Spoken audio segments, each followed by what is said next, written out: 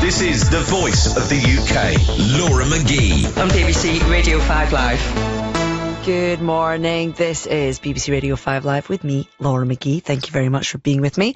Now, new research from the Yorkshire Building Society shows that repurposing vacant buildings could deliver up to 2.6 million additional homes, which is nearly double the government's 1.5 million new build target.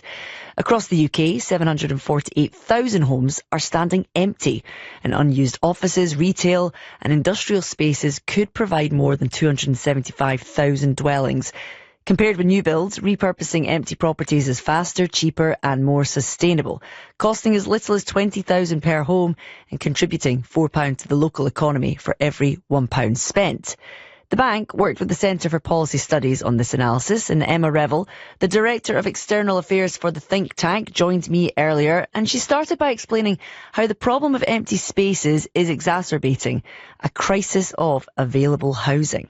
If you compare the sort of ratio of people to homes between Britain and sort of major Western European economies, we're actually 6.5 million homes short of that ratio.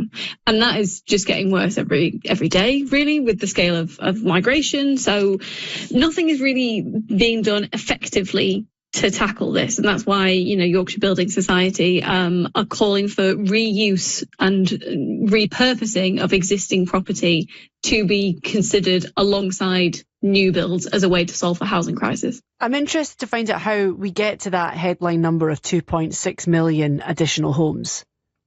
So it's a breakdown of a number of different things. It's starting with nearly 750,000 existing empty properties, which Yorkshire Building Society say can be brought back into use often for as little as £20,000 of investment, which is obviously a massive saving on when you compare it to building a new home from scratch. It's repurposing things like car parks, which they say will generate about 100,000 homes. It's 130,000 properties they think can be brought into use from existing government and NHS buildings that aren't being used and sort of sat empty. And then another sort of 270,000-ish from empty shops, bringing people closer, being able to live closer to the high street and injecting life back into those. And then the rest, about 1.4 million, is looking at brownfield sites along railways. So there's a huge chunk of land that sits along England's railways, incredibly well connected to major town and city centres, to jobs and that sort of thing. And that land could be used to generate a significant number of new homes as well. To me, who is by no means an expert in anything to do with this, it seems quite simple to me. It seems quite obvious that using existing properties would be a good idea if they're sitting empty anyway. But is it cheaper to use or to repurpose an existing property than to just build a whole big area's worth of new builds? It is usually cheaper. It costs, tens of thousands, if not hundreds of thousands of pounds to build new property. It's very expensive to do. And repurposing, if you take empty homes, for example, bringing those back up to standard and making them available to buy or rent can be as cheap as £20,000 worth of investment. If you're looking at something like taking an empty office block that doesn't need to be used anymore because people are moving from, working from home, and that office space isn't needed on the same scale, there would be different levels of investment required for that. And it's not about picking reuse and repurpose over new builds and pitting them against each other. What Yorkshire Building Society would like to see is a strategy to make it easier and more quicker when it comes to planning reform for reuse and repurposing to be considered. Because at the minute, the focus is on new builds, and the numbers that we're seeing, unfortunately, just are not meeting the demand that we need.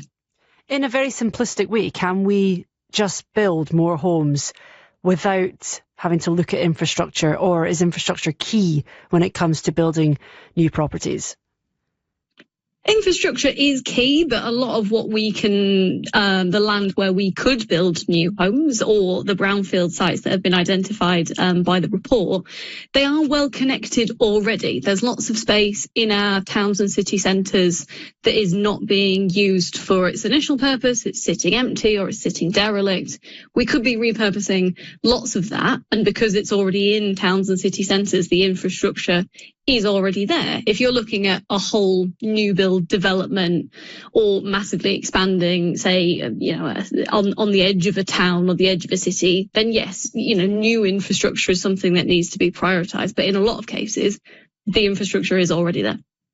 I know for some people, being able to buy their own home would be the most important thing to them. It would be their biggest priority in life. But I wonder, generally, do we think that Brits would be happy with the idea of living in what was an office block or what was a car park? Well, I think people, as you say, are struggling with the incredibly high cost of housing, whether that's renting or trying to save up to get on the housing ladder.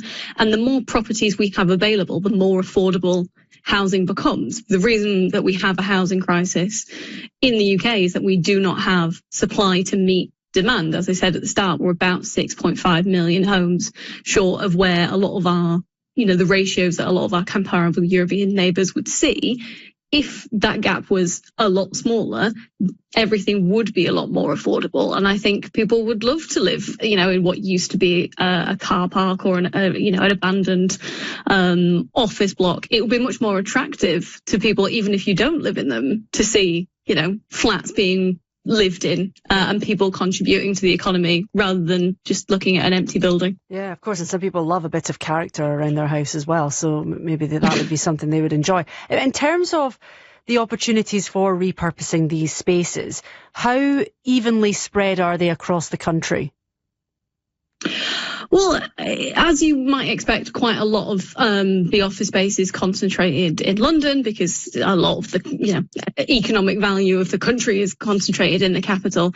But there is a significant distribution around the country. Nearly 1 million square metres of office space in the northwest, for example, that have been identified that Yorkshire Building Society estimate could be about 9,000 flats or 6,500 homes. So it's not just a London issue, and depending on where and what type of building, it could be turned into, a significant number of units per building. And these are available across the country. Many thanks to Emma Revel, the Director of External Affairs for the think tank